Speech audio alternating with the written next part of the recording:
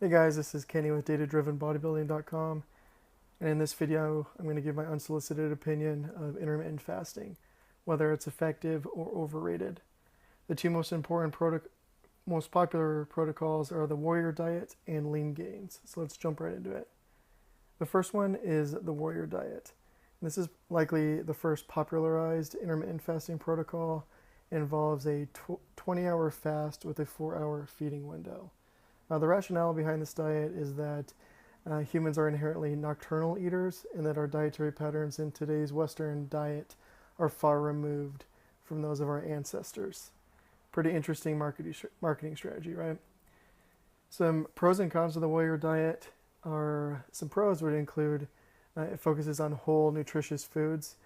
It really talks a lot about lean meats, grains, nuts, and fruits and vegetables. I think any diet that includes a lot of these types of foods in it is good for overall health, and that also it can lead to a significant calorie deficit. Not eating all day and then only eating all of your meals in 4 hours. As long as you are mindful of how much food you're eating, this could definitely lead to a significant calorie deficit. In some studies where they looked at this, there is usually an average caloric deficit of around 650 calories as compared to before the diet. Some cons of this diet are the way that it's broken up in the actual protocol in the book, as well as online. It breaks it into a daytime under-eating period and a nighttime feasting period. That daytime under-eating I thought was really interesting because if you're eating, then that's not really fasting. So you're not really going to get the benefits of the lower insulin or the lower triglycerides that fasting is usually associated with. Number two, you got the actual protocol itself is really confusing and restrictive. I'll pull up a graphic here. You can see some of the quote-unquote right and wrong combinations. It wouldn't be terribly difficult to avoid these or to include these, but the idea of having restricted good and bad foods is kind of a red flag to me. And lastly, it can lead to losses in muscle mass, and that likely is just due to the severe calorie deficit that it could result in. However, studies have shown that when resistance training is combined with a diet such as this, it's able to preserve muscle mass, but not a lot showed improvements in muscle mass on the warrior diet. The next most popular intermittent fasting protocol would be considered the lean gains protocol. It involves a 16-hour fasting with a 8-hour feeding window. And as you can see here, I took some information from their website, and there's a couple different setups based on your schedule and when the best time to work out is. I found it interesting that the ideal setup involves a noon workout with the feeding window starting afterwards. There also is an early morning training session as well as a 1 or 2 pre-workout meal variants. Some pros of the lean gains protocol would be its flexibility. Just as you saw there, it's really able to fit into anyone's schedule, whether you're an early riser or a student or work a traditional 9 to 5. It's likely you can fit that 8-hour feeding window and training into your day. And also along with that, it's likely that it's very easy to adhere to as well because of its flexibility. I don't feel like it would be too lofty to be able to limit yourself to only eating 8 hours a day, eating all your food within that window. Considering that a lot of the feeding periods start around noon, you just simply skip breakfast and eat lunch, dinner, and maybe a snack in between, and that should be not a significant change to your lifestyle. And then the last pro I think it is a good way of getting a calorie deficit. That is, if you are mindful of the calories that you're taking in.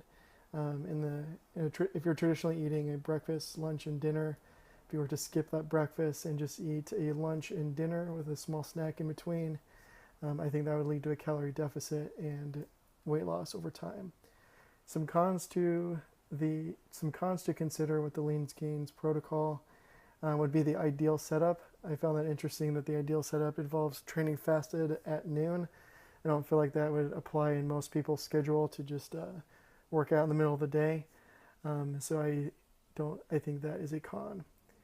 Also, the morning training setup I think could be better than it is. And you could, of course, make some modifications for yourself, but I just found it interesting that their advised early morning training schedule involved um, beginning your feeding window much after the end of the workout. One of the main benefits of being fasted is you have lower insulin levels with elevated cortisol. The elevated cortisol would help to mobilize and help burn fat, but drinking branched chain amino acids during the day would be somewhat insulinogenic, and so you would still have elevated insulin, and so you would be mitigating or losing some of those benefits. And the last part is that it's not a given that restricting your feeding window will result in reduced calories and weight loss. In fact, quite a few of the intermittent fasting studies showed no weight loss. And part of that has to do with not controlling their calories. In this specific study shown here involved Ramadan fasting that was really similar setup as the lean gains intermittent fasting. And the participants didn't lose any weight during this, largely because their calories before Ramadan and during Ramadan were nearly identical. If you can see there, there's less than 60 calories a day difference between the two.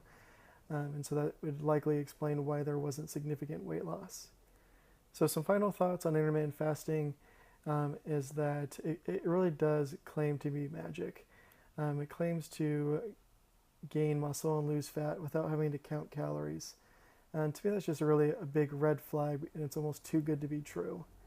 Now, the second part is the calorie deficit versus the feeding window. Now, limiting the feeding window does not make up for a calorie deficit. The basic law of energy balance is the balancing between energy intake and energy expenditure. Limiting the time of the day that you eat your food does not make up for this. And lastly, I don't believe it's ideal or optimal for muscle protein synthesis. And where that comes from is from studies such as this, where it looks at muscle protein synthesis in the presence of elevated amino acids. In this one, even when there was elevated amino acids in the bloodstream, muscle protein synthesis has a threshold and remains capped during and almost has a refractory period. In this study that was shown around about 180 minutes, that muscle protein synthesis came to a halt, even though there was still elevated amino acids. And where this would come to play with intermittent fasting is that if you're only eating once a day and having all of your protein intake that one time, that it's likely you may be leaving some gains on the table by not having this happen over several times over the course of the day and having just once. You know, whether or not that's a huge deal or not, it's just something to consider. Just to summarize, there's a hierarchy of things that are most important.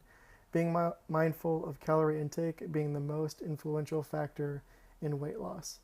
At the end of the day, the best diet is the one you can stick to. So if intermittent fasting fits into your lifestyle, you're able to obtain a calorie deficit by doing so, by all means go for it. Thank you again for watching the video. Please leave any questions, comments, concerns below, and please be sure to subscribe. Thank you.